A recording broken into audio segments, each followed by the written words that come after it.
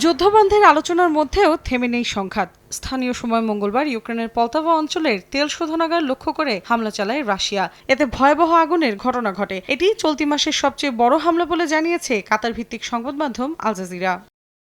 Ukraine যুদ্ধ বন্ধ নিয়ে আশাবাদী হলেও রাশিয়ার প্রেসিডেন্ট ভ্লাদিমির পুতিন হয়তো কোনো চুক্তি করতে চান না বলে মন্তব্য করেছেন মার্কিন প্রেসিডেন্ট ডোনাল্ড ট্রাম্প। মঙ্গলবার মার্কিন টেলিভিশন চ্যানেল ফক্স নিউজকে দেয়া এক সাক্ষাৎকারে তিনি বলেন, এমন হলে পুতিনের জন্য কঠিন পরিস্থিতি তৈরি হতে পারে। তবে আগামী কয়েক সপ্তাহেই পুতিনের অবস্থান স্পষ্ট হবে। অন্যথায় রাশিয়া ও তার কাছ থেকে তেল কেনা দেশগুলোর ওপর বাড়তি নিষেধাজ্ঞা আরোপ করা হবে বলে হুঁশিয়ারি দেন মার্কিন প্রেসিডেন্ট।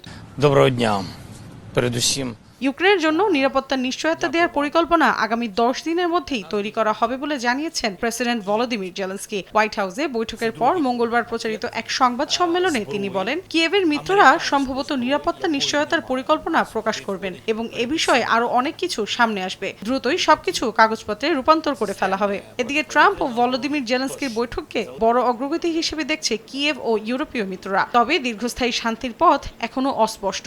এ বিষয়ে জেলেনস্কি বলেন, এটি ইউরোপের 80 বছরের সবচেয়ে ভয়াবহ যুদ্ধ শেষ করার দিকে একটি বড় পদক্ষেপ। আগামী কয়েক সপ্তাহের মধ্যে ট্রাম্প ও ভ্লাদিমির পুতিনকে নিয়ে একটি ত্রিপক্ষীয় বৈঠকের প্রত্যাশা করছেন বলেও জানান তিনি।